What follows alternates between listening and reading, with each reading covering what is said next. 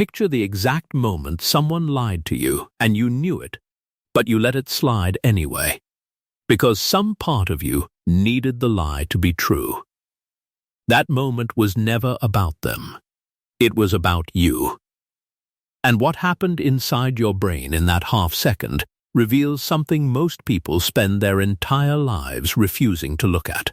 We talk about trust issues like trust is a switch that flips off after betrayal.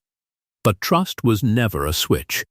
It was a system built before you could speak, installed before you ever had a choice in the matter, and it has been quietly running your life without your permission. This is the science of trust. And the deeper we go, the less it will resemble anything you were ever taught to believe. Most people think trust is a decision. It isn't. Trust is a prediction. Every time you let someone close, your brain isn't asking, do I like this person? It's running a silent calculation it has been refining since infancy. Will this person hurt me? And can I survive it if they do? That single sentence explains almost everything confusing about your relationships. But that isn't the real problem. The real problem is where this prediction system was built and who built it. Long before you had language, you had a nervous system. And that nervous system was already collecting data. Every time you cried and someone came, your brain logged a data point. The world responds.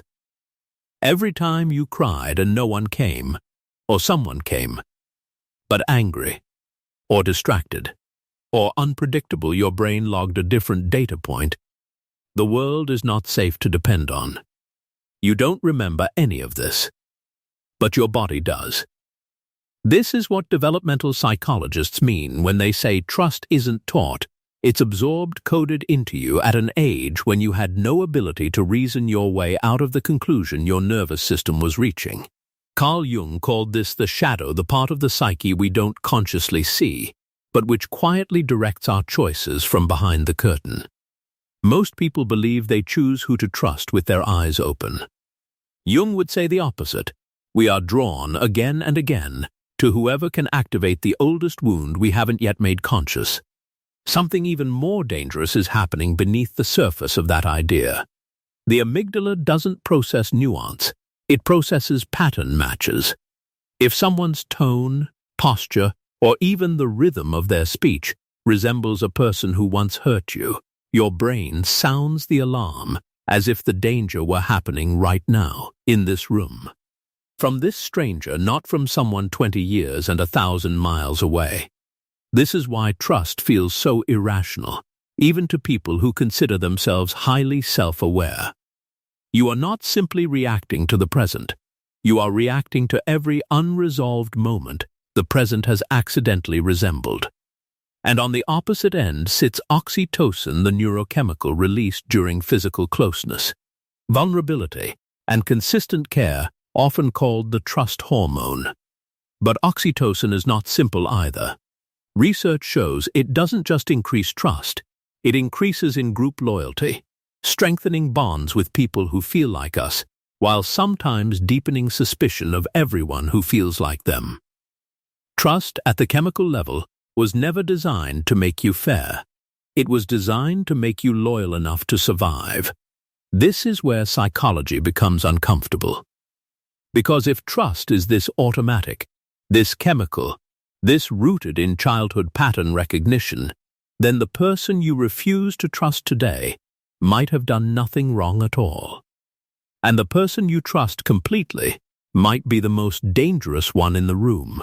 Imagine someone who has been betrayed by every partner they've ever had, and yet, somehow, keeps ending up with the same type of person. Friends call it bad luck. It isn't luck, it's a cognitive bias called the confirmation loop. And it works exactly like this. Once your brain forms a belief people eventually leave, people eventually lie, it starts unconsciously filtering incoming information to protect that belief, rather than to test it. You stop noticing the trustworthy people because they don't confirm anything you already expect. You do notice the ones who eventually validate your fear, and when they do, some small hidden part of you feels almost relieved, because now the world makes sense again. This is one of the cruelest mechanisms in human psychology. Certainty feels safer than hope, even when the certainty is painful.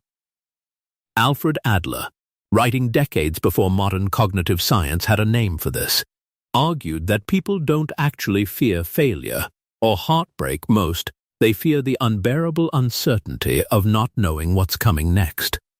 So the mind, desperate for control, will choose a predictable wound over an unpredictable possibility every single time. That's why people sabotage relationships that are actually going well. Not because they want pain, because unfamiliar safety feels, neurologically, like danger in disguise. The next realization changes everything. Most people spend years trying to figure out who deserves their trust. Few people ever ask the harder question, do I trust myself enough to survive being wrong about someone? This is the layer almost nobody talks about, and it's the one that actually determines everything else. If you don't trust your own ability to recognize red flags, set a boundary, or recover from disappointment, then trusting anyone else becomes terrifying not because they're dangerous, but because you don't believe you can handle it if they are. This reframes the entire conversation. The guarded person, the one who can't let anyone in, isn't protecting themselves from other people at all. They're protecting themselves from their own history of not protecting themselves. Every wall they've built is really a monument to a version of themselves that once had no walls at all. Viktor Frankl, who survived Auschwitz and lost nearly everything a person can lose, arrived at a conclusion that seems almost impossible given what he endured. The last human freedom, he said, is the ability to choose your response to what happens to you. Applied here, it means something quietly radical. Trust was never really a bet on another person's character. It's a bet on your own resilience. The real question was never, will they hurt me? It was always, can I survive it if they do, and still remain someone capable of trusting again?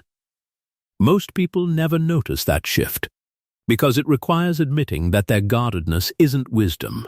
It's often just an old fear wearing the costume of maturity. Here is where the Stoics offer something almost nobody expects.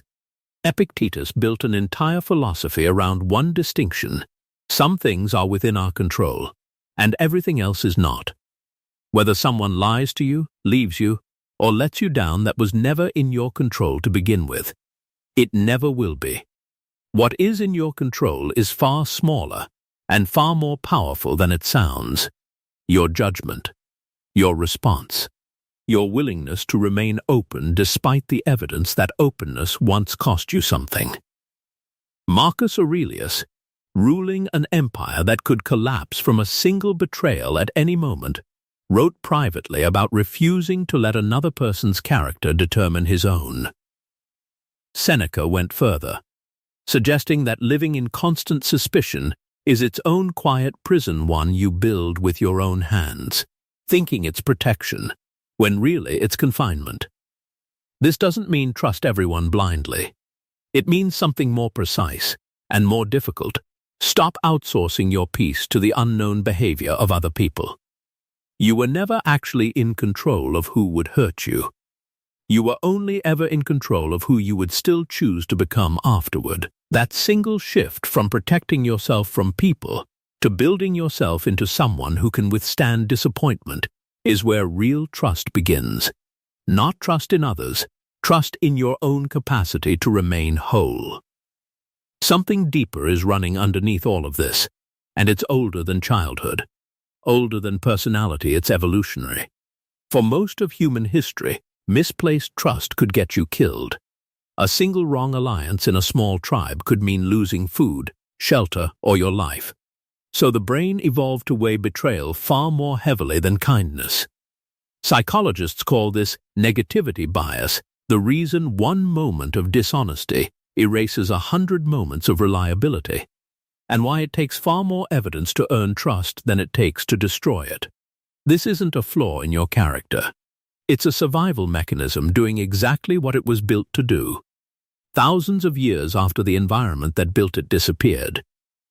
You are not weak for struggling to trust. You are running ancient software in a modern world it was never designed for. But here's what almost no one realizes. Awareness of the mechanism is the only thing that lets you override it. The moment you recognize that your suspicion might be an outdated alarm system rather than accurate information about the present, you gain something evolution never intended to give you a choice. Every boundary you hold without collapsing, every honest conversation you survive, every time you tell the truth about being hurt instead of pretending you're fine, these are the actual data points that rewire the prediction system built in your childhood. Trust isn't restored by a grand gesture. It's rebuilt the same way it was broken, one small, repeated experience at a time. This is why some people can be betrayed once and stay guarded for a decade, while others endure profound loss and remain remarkably open. The difference was never the severity of what happened to them.